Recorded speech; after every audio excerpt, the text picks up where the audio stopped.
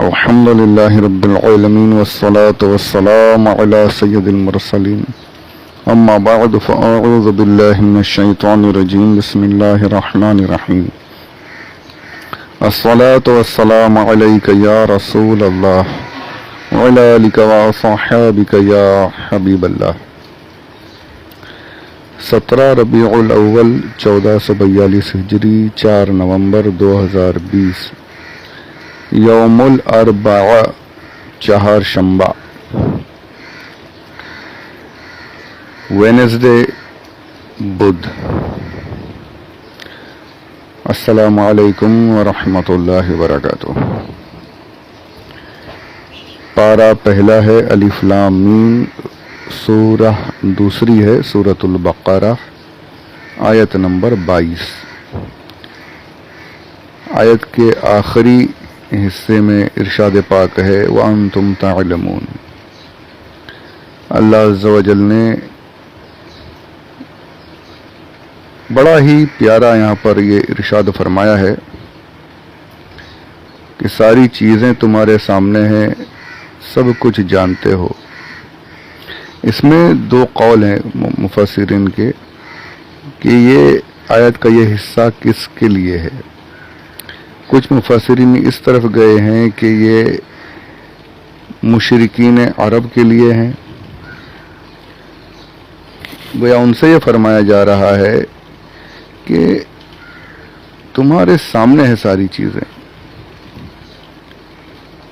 کہ جن بتوں کی تم پوجا کر رہے ہو، جن کی عبادت کر رہے ہو، تم خود جانتے ہو کہ ان میں یہ طاقت ہی نہیں کہ وہ تمہیں تخلیق کر سکیں، ان میں یہ طاقت ہی نہیں کہ تمہارے آباء و اجداد کو تخلیق کر سکے، بنا سکے۔ کریشن کی ان میں کوئی قوت ہے ہی نہیں، یہ تو خود کریٹڈ ہیں، تم نے خود اپنے ہاتھوں سے بنایا ہے، جانتے ہو۔ تم یہ جانتے ہو کہ یہ بت، یہ معبودان باطل، ان میں یہ طاقت ہی نہیں کہ آسمان سے پانی برسا سکیں، زمین کو فرش کی طرح بچھا سکیں، اسی زمین سے اسی پانی سے تمہارے لیے رزق پیدا کر سکیں پھلوں کی شکل میں۔ یہ اللہ عز و جل نے چیلنج کیا اور ان کو بتایا کہ تمہاری عقل، تم جانتے ہو، ذرا سا غور و فکر کر لو، سمجھ میں آ جائے کہ یہ بتوں کا کام ہے ہی نہیں۔ انتم تعلمون، تمہیں پتا ہے، تم جانتے ہو، یہ صرف واحد رب عز و جل اللہ پاک کی ہی قدرت ہے، وہی یہ سب کچھ کر سکتا ہے۔ اور اس بارے میں آیت پاک بھی موجود ہے، خود اللہ عز و جل نے قرآن پاک میں آیات ان کے اسی قول کے بارے میں نازل فرمائی ہیں۔ ایک جگہ ارشاد پاک ہے، سورہ زخرف ہے، آیت نمبر 87 ہے، ارشاد پاک ہے وَلَئِن سَأَلْتَهُمْ مَنْ خَلَقَهُمْ لَيَقُولُونَ اللَّهُ۔ اگر تم ان سے سوال کرو تمہیں کس نے بنایا تو کیا جواب دیں گے؟ یہی جواب دیں گے، اور ضرور یہی جواب دیں گے کہ ہمیں اللہ نے بنایا، ہمارا خالق اللہ ہے۔ یہ قرآن پاک میں ان کا قول، ان کا یہ علم کہ انہیں علم ہے اس بات کا کہ ان کا خالق اور کوئی نہیں سوائے اللہ عز و جل کے۔ تم تو جانتے ہو، انتم تعلمون، تمہیں پتا ہے۔ پھر ایک اور جگہ ارشاد پاک ہے اللہ عز و جل قرآن پاک میں سورہ یونس کی آیت نمبر 31 میں ارشاد فرماتا ہے قُلْ مَنْ يَرْزُقُكُم مِّنَ السَّمَاءِ وَالْأَرْضِ أَمَّن يَمْلِكُ السَّمْعَ وَالْأَبْصَارَ وَمَن يُخْرِجُ الْحَيَّ مِنَ الْمَيِّتِ وَيُخْرِجُ الْمَيِّتَ مِنَ الْحَيِّ وَمَن يُدَبِّرُ الْأَمْرَ فَسَيَقُولُونَ اللَّهُ فَقُلْ أَفَلَا تَتَّقُونَ۔ ساری باتیں تخلیق کے بارے میں بھی تمہیں علم ہے۔ پھر تم یہاں بھی جب تم سے یہ پوچھا جائے ارشاد پاک ہے محبوبہ فرما دیجئے کہ کون ہے جو آسمان اور زمین کا خالق ہے، جو آسمان اور زمین سے تمہیں رزق عطا فرماتا ہے، کون ہے جو تمہاری سماعت اور بصارت کا مالک ہے۔ ساری چیزیں سب اس کے قبضے، اس کے قدرت میں تو ہے، چاہے تو جب چاہے بہرا کر دے، جب چاہے اندھا کر دے، اور جب چاہے اندھوں کو بصیرت عطا فرما دے، بہروں کو سماعت عطا فرما دے، ساری اس کی قدرت میں۔ کون ہے جو مردہ سے زندہ اور زندے سے مردہ نکالتا ہے؟ اس کی تفصیل تو انشاءاللہ آگے آئے گی جب آیتوں پر پہنچیں گے۔ اور کون ہے جو تمام جو احکامات ہیں، جو چیزیں ہیں، جو کام ہو رہے ہیں، سب کا کرنے والا کون ہے؟ تو ضرور وہ یہی جواب دیں گے کہ یہ سب تو اللہ ہی کر سکتا ہے، یہ ساری چیزیں اللہ کی ہیں، اللہ کی صفات ہیں، یہ سب اللہ ہی کرنے والا ہے۔ اب ان سے کہو کہ اب ڈرتے نہیں ہو اللہ سے؟ تقوی اختیار کرو، کیا کر رہے ہو؟ یعنی ان کے یہ قول، ان کا یہ عقیدہ قرآن پاک میں صاف صاف موجود ہے، بیان کیا ہے قرآن کہ ان کو پتا ہے، تم تعلمون، تم یہ سب بولتے ہو، خالق اللہ ہے، رازق اللہ ہے، ہر چیز کا مالک اللہ ہے، پھر یہ کیا کر رہے ہو؟ پھر یہ شریک کیوں بنائے؟ پھر یہ تمہارا عقیدہ کیسا؟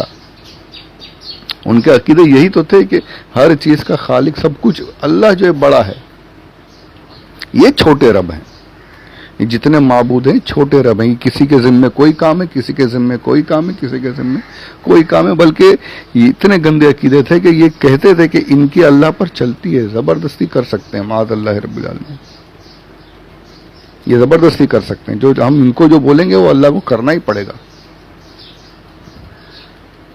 یہ مشرکانہ عقائد ان کے تھے، اس پر تنبیہ کی جا رہی ہے کہ جب جانتے ہو، سب کچھ مانتے ہو، علم ہے، پھر بھی یہ کیا؟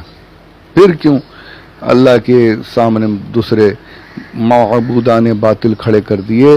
360 بتوں کو کعبۃ اللہ میں رکھ دیا، پتہ نہیں کس کس کے سامنے سر جھکا رہے ہو، عبادتیں کر رہے ہیں۔ ہوش میں آ جاؤ، علم ہے تمہیں، جانتے ہو، پھر بھی یہ سب کر رہے ہو، انتم تعلمون۔ تو یہ قول یہ ہے کہ مشرکین کے لیے۔ اچھا آج ہمارے یہاں بھی دیکھیں تو یہ سارے عقیدے جتنے مشرکین ہیں، سب کے پاس یہ گندے عقیدے آج بھی موجود ہے، ایسا نہیں کہ اس تو وقت ختم ہو گئے، یہ تو موجود ہے، سارے عقائد آج بھی ہمارے بیچ بھی موجود ہیں۔ کوئی کسی چیز کے بارے میں اسی کا سیکشن ہے، اسی سے ہونا پڑے گا، فلاں دیوتا ناراض ہو گئے تو بارش نہیں ہوگی، فلاں جو ہے ان کی حکومت سورج پر چلتی ہے۔ بڑا یعنی اللہ ہدایت عطا فرمائے، ہمیں ہدایت پر قائم رکھے، بہکے ہوئوں کو ہدایت عطا فرمائے۔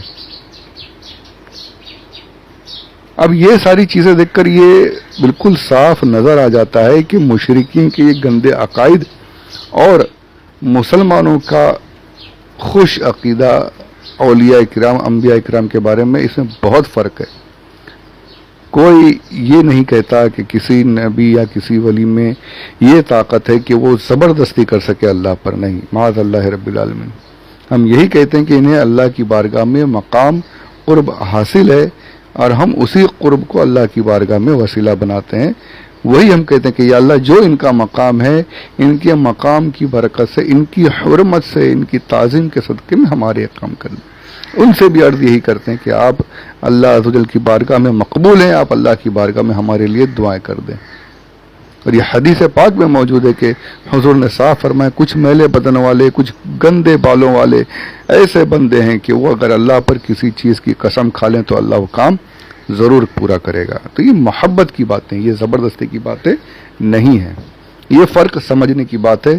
یہ فرق اگر سمجھ لیا جائے، دل میں بٹھا لیا جائے، تو یہ بہت سے جھگڑوں کو، بہت سے اختلافات کو ختم کر سکتا ہے۔ بس اللہ ہدایت دینے والا، اگر ہدایت اللہ عطا فرما دے، ذہن کھلے ہو، دل کھلا ہو، تو انشاءاللہ آج بھی اختلافات ختم ہو سکتے ہیں، مسلمان آج بھی ایک ہو سکتے ہیں، صحیح عقائد پر آ سکتے ہیں۔ جن کے عقیدے صحیح ہیں وہ ہمارے سر کے تاج ہیں، ہم آج بھی گلے ملنے کو تیار ہیں، ان کے ساتھ کھڑے ہونے کو تیار ہیں۔ بس حقیقت ضروری بات یہ ہے کہ عقیدے صحیح ہوں، باطل عقیدوں والوں سے ہماری کوئی دوستی نہیں ہو سکتی، کسی صورت نہیں ہو سکتی۔ اب اس کے بعد یہ جو دوسرا میں نے کہا دو قولیں، قول یہ بھی ہے کہ یہ آیت اہل کتابین یعنی دو کتابوں والوں کے لیے، یعنی تورات والوں کے لیے اور انجیل والوں کے لیے، یعنی جنہیں تورات ملی، جنہیں انجیل ملی، ان کے بارے میں کہ انتم تعلمون، اللہ کے سوا کوئی معبود نہیں. یہ تو تورات میں بھی لکھا ہوا، انجیل میں بھی لکھا ہوا، یہی لکھا ہے کہ اللہ واحد ہے، اللہ رازق ہے، سب انجیل و تورات میں لکھا ہے. تمہیں علم ہے، پھر تم کیا کر رہے ہو؟ اللہ کے شریک ٹھہرا رہے ہو. عیسیٰ کو اللہ کا بیٹا مان رہے ہو، معاذ اللہ. موسیٰ عزیر کو اللہ کا بیٹا یہودی مانتے ہیں. کیا وہ واحد لا شریک لہو، نہ اولاد کی اسے حاجت، نہ بیوی کی حاجت، نہ وہ کسی سے پیدا ہوا، نہ اس سے کوئی پیدا ہوا، یہ سب چیزوں سے پاک ہے. یہ سب تم جانتے ہو، تورات و انجیل میں لکھا ہے، پھر تم کیا کر رہے ہو؟ انتم تعلمون، اب تو ہوش میں آ جاؤ، مت کرو یہ سب. یہ اللہ نے جھنجھوڑا ہے اہل تورات، اہل انجیل کو، مشرکین کو، تمام جہان کے بھٹکے ہوئوں کو اللہ نے جھنجھوڑا کہ ہوش میں آ جاؤ، میرا نبی تمہارے بیچ موجود ہے اور تمہیں اپنے دلائل پیش کر رہا ہے جس سے یہ ثابت ہو رہا ہے کہ اللہ ایک ہے، اللہ کے سوا کوئی خالق نہیں. پھر کہاں جا رہے ہو؟ میرے نبی کی بارگاہ میں آ جاؤ، اس کا دامن تھام لو، صحیح راستے پر قائم ہو جاؤ.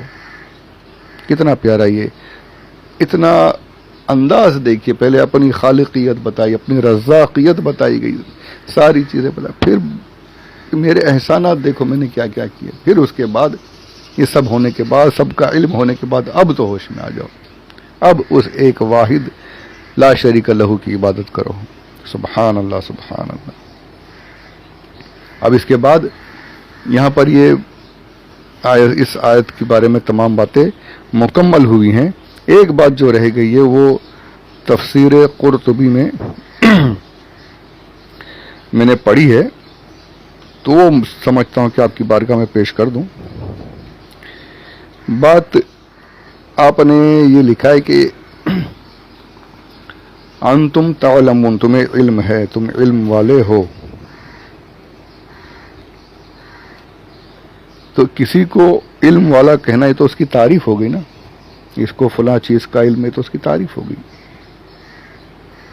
اس سے میتھس بہت اچھا آتا ہے، اس کی تعریف ہو رہی ہے. سائنس کا ماہر ہے، یہ تعریف ہو رہی ہے. فلاں صاحب جو ہیں انہیں اکنامکس وغیرہ پہ بہت علم حاصل ہے، تعریف ہوتی ہے. یہاں پر یہ جو کہا جا رہا ہے تمہیں اللہ کی وحدانیت کا علم ہے، انتم تعلمون، پھر تم، یعنی تعریف کیوں کی گئی؟ حالانکہ قرآن پاک میں پہلے ہم سن چکے، پڑھ چکے کہ ان کے بارے میں بتایا گیا ان کے دلوں پر مہر لگی ہے، یہ اندھے ہیں، گونگے ہیں، بہرے ہیں. اور اب یہاں پر پہلے ان کی مذمت کی گئی، اب یہاں تعریف ہو رہی. تعریف کیوں کی گئی؟ تو جواب بڑا پیارا دیتے ہیں، بتاتے ہیں کہ یہ صرف خاص اس چیز کے بارے میں ہے کہ علم جو تو نے حاصل تھا وحدانیت کا، اللہ کی توحید کا علم حاصل تھا. یہ علم ہر ایک کو حاصل ہے، ہر مکلف کو، عقل والے کو، چاہے وہ مسلمان ہے یا نہیں ہے. وحدانیت کا علم سب کو ہے.